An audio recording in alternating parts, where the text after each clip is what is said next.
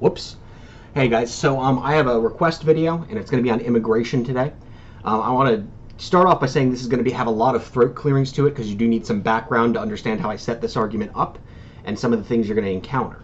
The second thing I want to get out of the way is I do truly mean when people ask me questions about politics, this is what I enjoy doing. Like, work is fun. I enjoy my job for once now. I love sitting in this chair all day and doing work from my home. But the fact of the matter is when I get to take a lunch break like I'm doing now and think about these videos and do them, that's really what I enjoy doing most. So any questions you have, any stuff, I don't care if you have 20 friggin' subscribers, I don't care.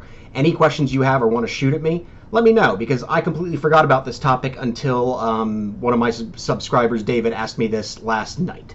So his question was essentially, he's got a left-wing friend who is very, very for immigration. I guess it's mass immigration, or at least unfettered immigration. And he basically wanted how I'd break that down and if there was a knockdown argument that changed this person's mind. So this will be from a right-wing perspective. But that's not without reason, by the way. Because just like the mass surveillance video, I said I think it really knocks out the libertarian left's little quadrant on our political compass. I think this one reverses the entire compass and knocks out the left and the right who have different opinions on immigration. It's a little weird. We actually have it backwards based on the statistics for immigration. So some throat clearings to get out of the way. The things we have to set up first is that immigration is not a means of solving global poverty. This argument doesn't come up much anymore because it's basically undeniable on the numbers. Just to summarize, there's a very famous video called Gumballs and Immigration, and I looked up about 10 responses to this video last night to make sure no new information come out, and none really has. There are about 3.5 billion people who make less than $2 a day, and we still take in about 750 to a million legal immigrants a year. The simple numbers are, it's not putting a dent in global poverty. It's not. And if someone makes an argument to you that, a million is better than zero, well, we'll get onto that with the knockdown argument in a few minutes, right? The next thing you have to understand about immigration is that there are two undeniable facts about it, and one is positive and one is negative. The negative one is that unskilled mass immigration does lower wages. If someone doesn't believe the data on that, and you have to research that on your own and learn that data, the conversation is over at that point. If they won't buy that, they're not taking in evidence. The other thing, and this is one that the right-wingers like to ignore, especially the Trumpocrats, is that mass unskilled immigration does benefit the economy. It's converse. It does lower wages for unskilled workers, but those wages, there's still more productivity going out. There's still more people working. They are immigrants and sometimes illegal immigrants, but they are still contributing to the GDP. So when you have mass immigration, the GDP does go up, but unskilled labor wages do go down. And you have to set that up. If they don't buy the evidence for those things, there's no conversation to be had. There's no changing their mind. They're, again, against science. They're against the evidence on that. So the next thing that we have to get out, another throat clearing thing, is that you have to understand the split on the political right over immigration. And remember, I want to express this is a very deep split. I mean, John McCain, George Bush would not support John McCain until very late into his presidential run, because McCain, even though he was probably faking it, knew that he had to take an anti-immigration stance to buff his conservative credentials. And Bush and the neocons, they were on board with the whole let's get the GDP higher thing. We don't care how it gets higher. So there was a very large contingency of the academic right and the neocons who were very, very for immigration. That's one of the reasons Reagan cut his immigration deal in the 80s that sort of led to where we are now, because it was undeniable that, yeah, unskilled labor was going to go down, but we were becoming a more service industry-based economy, and who cared? We were still going to get more GDP out of it, and this seemed like an okay deal to cut. So the split on the right with Donald Trump was between not people who said, I don't want immigrants here, and not that immigration doesn't help the GDP. It is that I refuse to let the unskilled labor of generally non-college educated Caucasian Americans be determined or lowered by immigration. And that was Trump's base. That's they always say he's very well off with white non-college educated voters, because they're the ones whose wages were depressed by immigration. But the GDP went up, so the right-wing academics were okay with it. That was the giant split between the right, and I still think that's the biggest split between the never-Trumpers and the die-hard Trump supporters. So, with 5 full minutes of throat clearing out of the way, what is sort of the problem with the immigration debate? Remember, take into account, we are not solving global poverty with this. Unskilled labor wages do go down, and the GDP does go up. You must understand those three things. So, the way I set up my immigration argument is I say I am actually for immigration. 1 million people a year who have high skills, I'm all for. And the reason I'm for it is because I want those people here. I want them here so that they can be my doctors. They can be my lawyers when I get into trouble. They can be the people in my community. They can be my peers. And I say that, again, as someone who is an attorney. I want those people here. I want them on my level.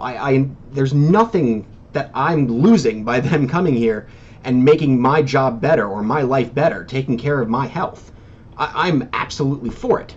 And the reason I'm for it is because I don't care about those other countries as much as I do my own. I am being selfish here. Those people who would become engineers and doctors and lawyers, they are the people who are positioned to become agents of change in their countries. When you take them and let them freely migrate here, and specifically with the B1, HB or B1 visas, the high-skilled visas, we are hurting those countries. Those are the people who would become their politicians, become their agents of change, become their industry leaders, become their socialites. Those are the people that would help them, and we're taking them, and I'm okay with that. Because I am for America first. Yes, let's do that. So we've actually got this backwards. Because the people who are for taking just the high-skilled workers, which is, like me, generally those people are sort of on the moderate left, and they say, well, this helps out the GDP and all this, and I'm being humanitarian. You're not being humanitarian. You're hurting them, 100%. And the people who are for unfettered, mass, unskilled labor coming in through immigration, they're not helping anybody but the corporations. Wages go down, yes. Who benefits from that? The GDP going up? What is the measure of the GDP going up? It's the corporations. It's the small businesses. And small businesses are people who are generally well off. So when you have a left-winger say, hey, unskilled immigration is great, I'm all for this, this is humanitarian, well, no, you're not helping those countries, and the only people you are benefiting are the rich, the corporations that you claim to rail against. So, and the other side of the debate is, maybe a hardcore Trumpocrat who says, I want all immigration done, and the only people that benefits is unskilled labor. It raises the cost of, or the wages of unskilled, non-college educated laborers. And I think that's actually a worthy goal too. You can take that stance. I'm still for the H-1B1 visas because I care about America first so much. I only want skilled labor to come here so our low-skilled wages of people who are already here stay high, and we get better benefits by having better people here. In essence, my argument is simply that I want immigrants to be the best Americans. When you see someone who has emigrated from their country and come here, you should look at them and say, that is a true American. That is someone who, they weren't born here, they didn't have the culture in them, but they had something in them. They had a yearning for opportunity and freedom, and they were dedicated, they were conscientious, they worked hard, and man, I'm not sure I could have done what they did. You should look at immigrants with admiration. So when people are saying things like, sorry, that's the conclusion of the knockdown argument, by the way. I think it's a great place to end, and I've never had someone come up with a comeback to that yet. But, some other pitfalls you might experience, because I forgot to go over them in the first part of this video. I hate that cat. Is you might get the argument that immigrants with unskilled labor are doing jobs Americans won't do.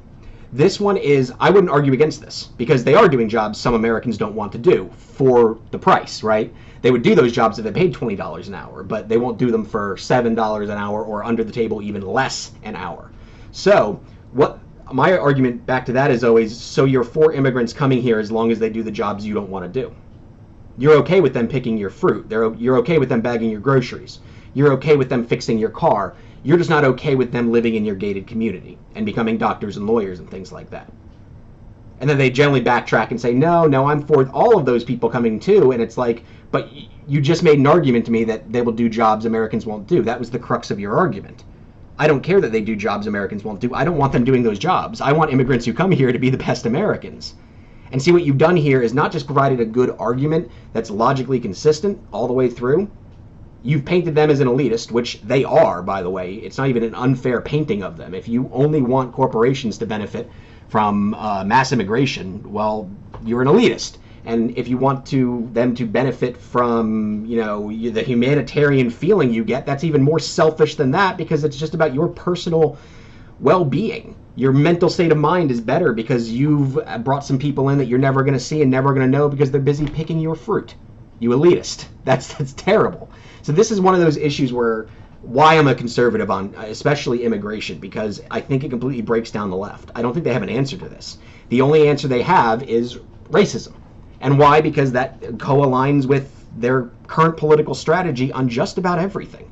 So if you really believe, as most lefties do, that corporations are evil and they're going to pillage and rape the planet whenever they can, I'm not sure why you're for mass immigration. It's very weird.